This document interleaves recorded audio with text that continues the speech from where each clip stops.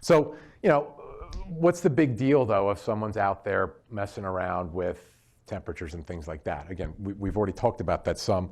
There have been known hacks that have been a little more devious than just temperatures and humidities.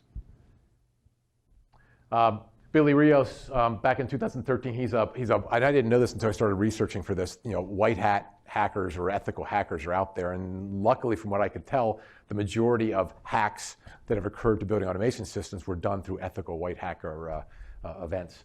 But back in 2013, he quoted 50,000 buildings currently connected to the internet, including research facilities, churches, blah, blah, blah. 2,000 of those are online with no password protection. That was 6 years ago. Obviously, that's a lot more than 50,000 now. I doubt it's less than 2,000 have unprotected passwords. There are still people out there with defaulted passwords all the time. Google in 2016 spent $3 million in bounties paid to ethical and white hat hackers to actually hack into systems. Many of those were, and they keep these kind of under wraps a little bit, but many of those were into buildings. IFSCC Global, in their 2017 report on hacking, noted 2 specific instances where buildings were hacked into, again by ethical hackers, luckily. But we now know that someone hacks into a data center, trading floor, operating room, cold storage. There's significant disruption, if not life and death, that can occur from that. So it's no longer a matter of just someone playing around with temperatures and causing nuisances. So, there are differences between building smart building systems and smart infrastructure, smart city systems.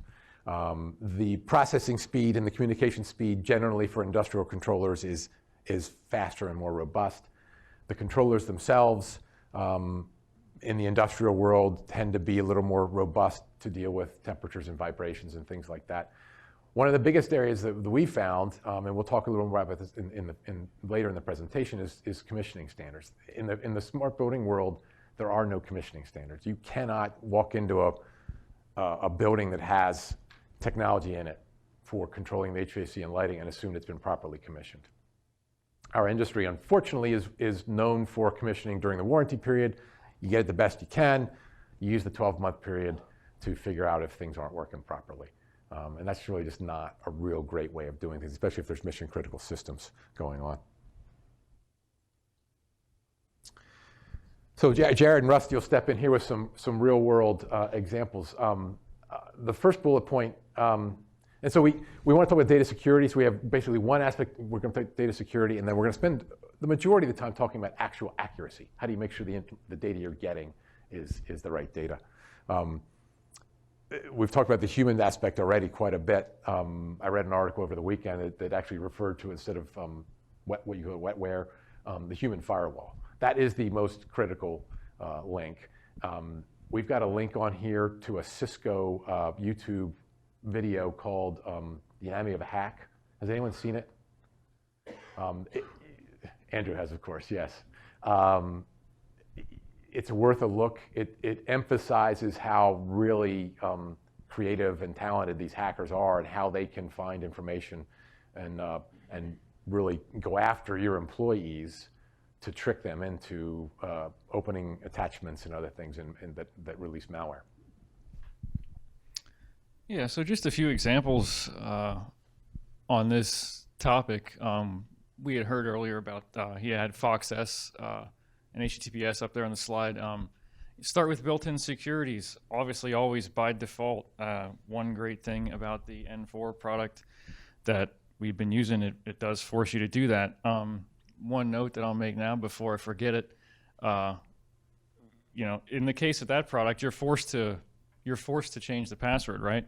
But we all have organizations and people, and if you have multiple people that need to log into the same thing, what'll happen is they'll want to create a standard password for your organization so everybody knows it, because everybody gets sick of looking it up, right? Well, what'd you make it? Well, I don't know. What'd you make it? Well, it's not the standard, right? So that's just a little trap you can fall into. Don't let your organization subvert the security aspects that were installed. It's easy to happen. Humans can be the weakest link. They can also be the strongest link. So it's user training is a big part of this. So one example we want to talk about here, problems that typical things we run into that'll cause problems. Let's say you guys just maybe redid a building. You have an older control system. Maybe it was old pneumatic system. You had a guy in there running it 20 years. Now you just put in brand new stuff. Maybe you got Phoenix Contact running your central plant. You got Distech running your VAV boxes. You got Tritium over top of it. It's all connected. It's great. You can look at it with your phone, and then you bring the guy in for training, and maybe his grandson just bought him a smartphone last week, and the password he made for Facebook is the only password he knows. So he's going to want to use that to log into your HVAC system. You're going to start talking to him about VPNs, and he doesn't really it's not even sure what a network is, let alone a virtual private one. And then on the other side of the spectrum, you got your IT guy, which always kind of pushed the HVAC systems that he's had to deal with into the back burner because, they're not secure. He asked the integrator what the password was, and he said it was admin. And so, that was 10 years ago. And ever since that, he's just hated HVAC guys, right? So getting people on the same page, coordination, security from top to bottom is very important, and it can be challenging. Obviously, for security purposes, you want your networks to be segmented, things we mentioned before, but for efficiency and to make use of all this data, like we were talking about, the Senator was talking about smart buildings and getting everything connected from front to back, even down to your security cameras, from your corner store to your state-run cameras, you want everything connected. So how do you do that and still have security? VPN, segmentation, it's a big deal. And you have to balance the cost-benefit analysis. Obviously, this most secure thing you could do is just unplug everything, but that wouldn't be very useful. You wouldn't be able to get your benefits of all your smart equipment. So the last point here we want to talk a little bit about is this open BAS protocols generally not secure. And what we mean by that is there's not necessarily any built-in, for instance, BACnet doesn't have any built-in security. So you could take a BACnet network and shove it the whole way up to your Amazon server that's hosting your graphics. It would work. You wouldn't really notice a difference either when you logged in and were using the system. But that's not the best way to do things. So I think it's about all I have for... So we I would say 95% of the work we do uses the Tritium platform, and we're not promoting products here, but it happens to be what we do a lot of. And so the security aspect really is well handled by the Tritium platform. We, as integrators, but we're still the human element, right? So we still need to make sure we're putting things in place and are aware of cybersecurity aspects and requirements as we install our systems. From the data accuracy standpoint, I said we wanted to spend a little more time speaking more about accuracy. There are really four kind of elements we wanted to talk about on the accuracy side of things. So it's specific BAS commissioning, we talked about that. Verifying data integrity across multiple building platforms. So we're asked now as system integrators to not only do most of our world is automatic temperature control of HVAC systems. That's what most of our world is. But now we're dealing with access control and CCTV and the elevators, and can you monitor these compressors for the freezer system? So it's just getting more and more integrated, and we're seeing more and more, IT interaction, even though we may have a separate OT network, and that's a good thing that the IT people were involved. But Kevin talked about how there's different worlds, and Jared said the same thing. There are still two different worlds. Dealing with third-party factory controls, I don't know if that's an issue in the smart city industrial side, but it is an issue we find in the building side. And then tagging is a concept we'd like to talk about a little bit. So, as Haroon said, I bought Conexus in 2005, and I bought a business that wasn't necessarily the best from a quality standpoint. Didn't really value quality, didn't believe the specifications were really that important. And so commissioning was not something that was a really part of anything they really wanted to do. And about 2 years in, I started realizing when I got up on Tuesday mornings, I would have this like just horrible feeling in my stomach. And I realized it's because that's how long it took the frozen coil from Saturday or Sunday to work its way through the contracting chain that my phone rang. I was like, oh no, here we go again.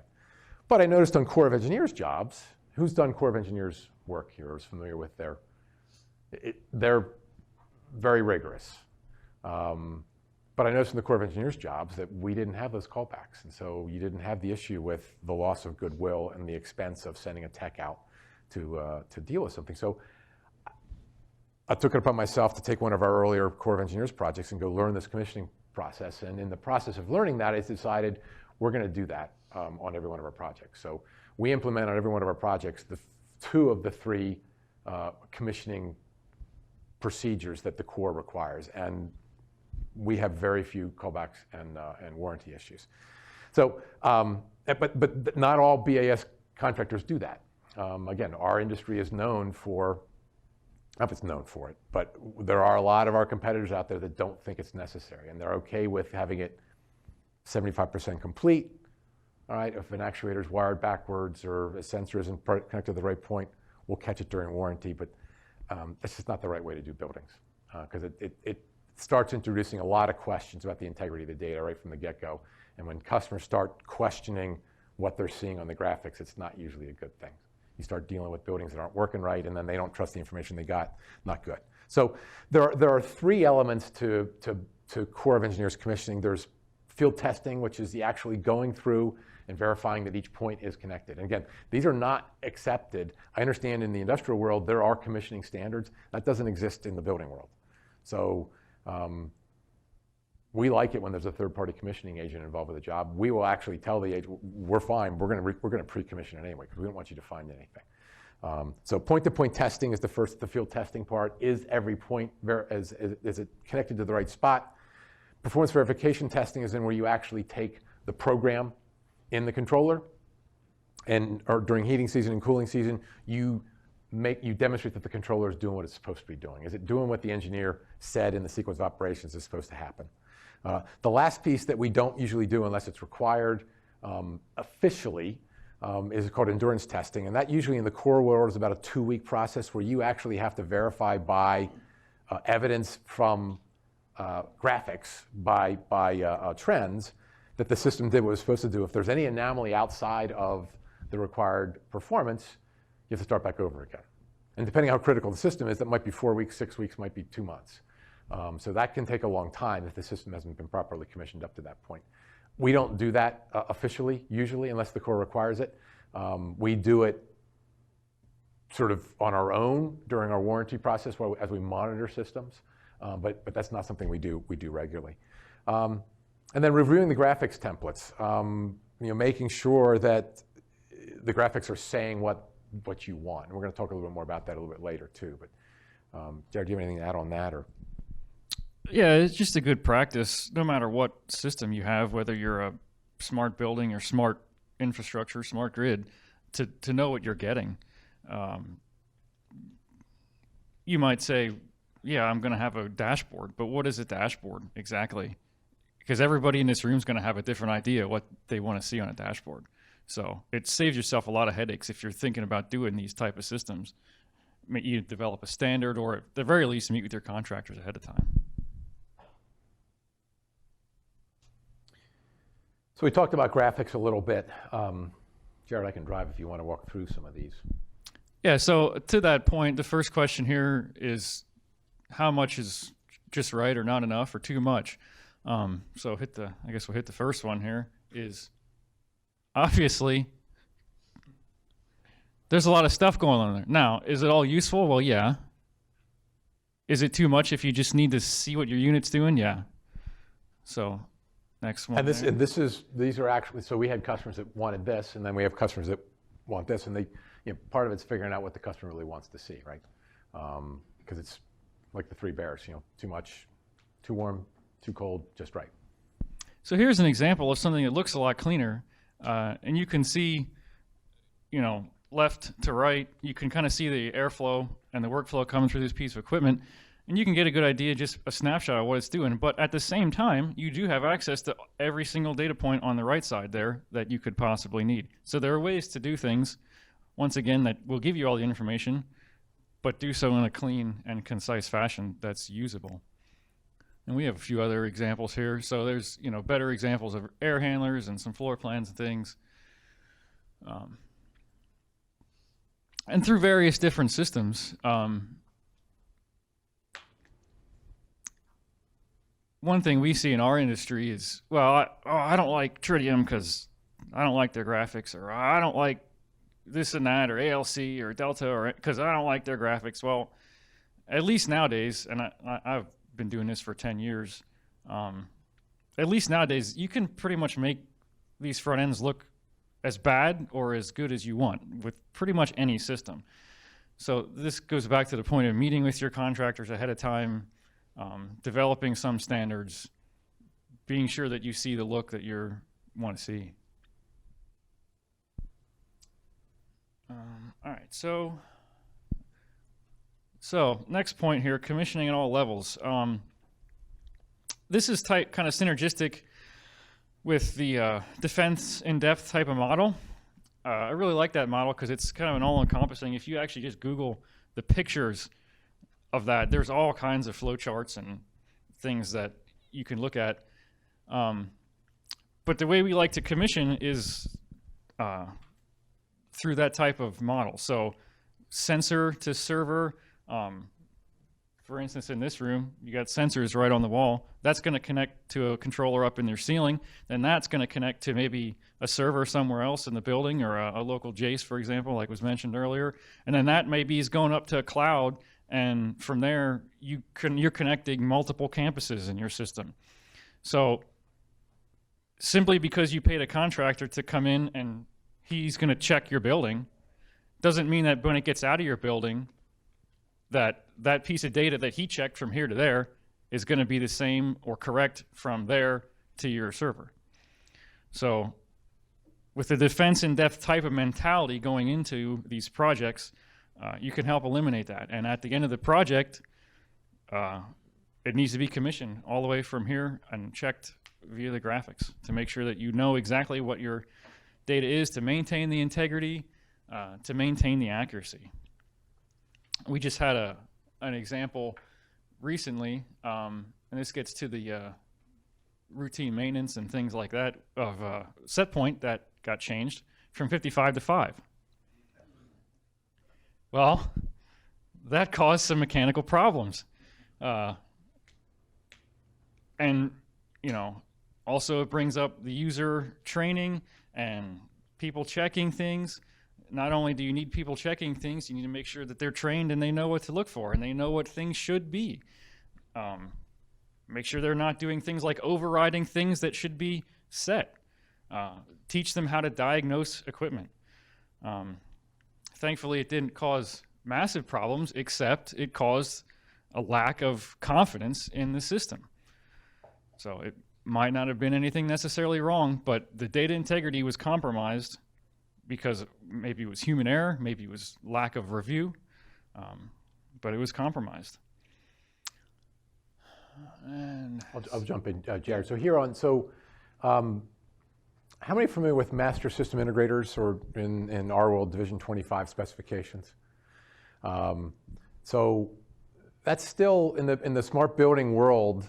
I wouldn't say in the smart building world it's unusual, but in the more traditional automated temperature control world, that is an unknown entity for a variety of reasons, which we can talk about later. But it causes a lot of problems because you're dealing with a contracting channel in a building. We tend to work for the HVAC contractor as a subcontractor. So HVAC contractors really smart at putting pipe in and hanging ductwork and everything else, don't really give a damn about IT or cybersecurity, and yet we're underneath them. And as we see these systems get more and more complicated, we're trying to push in the design community a Division 25 or master system integrator concept, where you have someone who's paid as a professional that's working directly either for the design professional or the owner to actually integrate all the systems together and coordinate that all up front. Because what inevitably happens, and we're going to talk about a couple other concepts later here, you get the system startup and things aren't working right. And everyone else is gone, the building's closed in, school's going to start August 29th, and here we are August 28th, and it's 95 degrees out, 95% humidity, and it's not working. And that's not a good situation. A lot of upfront coordination early in design really helps alleviate that. You have anything on that, Jared? Yeah, and in our business, it's easy to focus on the mechanical stuff, like are the desks installed? But with the increase of all this technology, all these connected devices, all this smart technology from here to your cities, it seems like it's kind of lagging behind. The attention to that aspect seems to be really lagging behind, and it's leaving some holes. How many building owners do we have in here? Anybody? No. Okay. So, our systems degrade the day after they're commissioned. I think someone in an earlier slide had the similar kind of concept. I don't know if it was in Kevin's or where it was, but it's just, their buildings are living, breathing entities, really, and actuators stroke and they get old. There's human intervention. Stuff gets put into overrides, and the integrity of the system may be established at a commissioning level, but immediately it's starting to change. And so that's why we recommend preventive maintenance that really goes through the system, making sure the security patches are in that are supposed to be there, making sure you're looking at trend logs and removing overrides. Inevitably, we're dealing with one right now. I don't know how many are in, but it's a system that may have some design issues in it, and there's some comfort areas. And the building manager, rather than dealing with what really may be going on from a mechanical system standpoint, just overrides a point.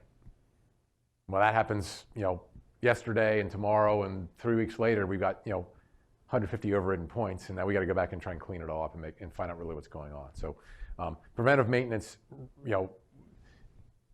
we have experts who actually look at the systems on a whether it's a monthly basis, quarterly basis, weekly basis, to really see what's happening and proactively deal with issues and keep the system optimized. Yeah, it's no different than what Kevin was talking about with the networking thing. They degrade over time. Stuff gets changed. Stuff gets moved and added. So third-party factory controls, I don't think is something that is that prevalent in the industrial world, but it is prevalent in the building world, and that is that usually, hopefully, a simpler fan coil unit, VAV box, air handler doesn't have a real complex sequence to it. It's oftentimes upfront cheaper to buy that piece of equipment with a factory provided controller on it that's configurable and is doing very simple stuff, and then we just integrate it into the system. Problem is, if that's done without any forethought, it introduces a lot of different issues. So we don't see this as much anymore, but 5 years ago it was not. It was we're finding BACnet being pretty much the standard in specs now. We see some LAN. I know Modbus is probably more familiar in the industrial side. All open protocols. It used to be that the specifying engineer didn't even specify which communication protocol the card had to come with. So a factory controller has a communication card on it. They would make us responsible for determining what that is. Well, that's a really difficult thing to do in a bid day situation. So we're not seeing that as much anymore. We're seeing engineers generally saying, okay, it's going to be BACnet, and that's kind of the standard on the BAS side of things for factory controls. Even though it's BACnet or LAN, doesn't mean that the manufacturer allows you to read and write to all that data. And so early on, you have to verify from the manufacturer, can we write to that data? Can we read to that data? Because if they let you see it, but you can't do anything with it, it really doesn't do us any good if you got to make changes or monitor the system. Require the manufacturer to make the points list available to the BS with their submittal. We recently dealt with a situation where there was not great communication up front, and we had to make some guesses as to what this was. How many factory rooftop units? 70? I think it's about 40 or 50. Okay. And we were not getting cooperation communication from the manufacturer. So we had to guess what points were what. And ultimately then, when we got down to the graphics and started trying to troubleshoot some things, we found out that we didn't guess right. Again, it introduces, start questioning the integrity of the data. It's not a good scenario. And there was a lot of time and effort wasted trying to troubleshoot this particular project because of that.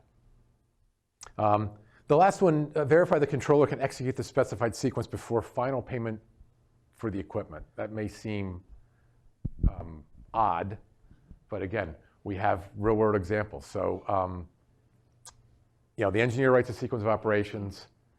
The manufacturer's rep is calling an engineer. Oh yeah, we can do that. No problem, we can do that. ATC submittals, or the equipment submittals come in. They verify, yes, we're going to verify that sequence of operations. What shows up on the job site may or may not do what everyone else up to that point agreed to. And we had a situation where we had a school job, a large number of unit ventilators that had factory controls on them. One of the ECMs for this energy job was demand ventilation. For those of you who know anything about ECMs and demand ventilation, you do need to sort of operate the outside air damper in order to modulate the fresh air coming in with demand ventilation. Who knows what demand ventilation is? No. So with demand ventilation, basically, instead of keeping your outside air levels at a fixed minimum amount, it adjusts the outside air levels for how many people are in the room. It makes more sense because you're only bringing as much air as you need to meet code, not some fixed amount. And in heavy heating and cooling areas, it's a nice way to save some good energy. But you need to modulate the outside air damper. Well, we found out probably 3 or 4 months into the commissioning process of opening the school up that the factory controls could not do outside air modulation. Even though all the way up to that point, it was very clear that the sequence had to do outside air modulation. So we ended up actually ripping out all the factory controls and putting our controllers in there, which was fine for us. It was a nice change order, but it was a very challenging process up to that point. And this was all because the manufacturer already been paid and we just couldn't get this, the contractor couldn't get his attention anymore. So hopefully it doesn't happen often, but these are all real world instances of what can happen. Last thing we want to talk about is tagging. Rusty can talk a little more about tagging. And is tagging a concept in the industrial? Who's familiar with tagging in Haystack? Anybody? Yep. Okay. Not many, though. So you're kind of hearing a recurring theme here, and I think it's beneficial to talk about the security and the data integrity. But along the lines of data accuracy and data integrity, whether it's BAS environment or smart city infrastructure, and as Kurt had mentioned, master system integrator. We've been employed in some situations to be a master systems integrator, and so we'll have maybe 4 or 5 different contractors who are, in theory, competing contractors. They're all doing building automation controls in a campus environment, and they have they all have their different brands or their different technologies. And so, as a master system integrator, we're going, okay, well, how can we best make all of this data presentable to the end user, make it all look, feel, and act the same, and kind of add meaning to that data. And so one of the ways specifically, and you'll probably hear this a lot more if you haven't already, but Project Haystack is basically a tagging standard that is in our industry.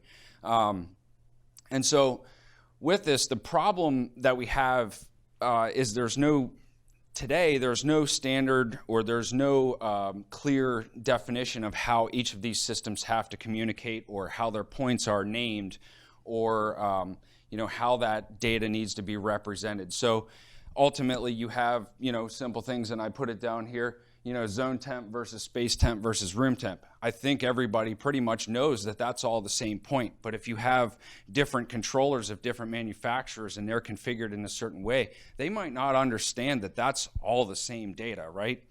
So by leveraging tagging it's not necessarily changing the names of the points, but it's allowing that data to be self-describing and add meaning to the data so that, as a master system integrator or as a master building automation system sitting over tops of many different technologies and different protocols and different naming standards, there's a way to make that all look and feel the same.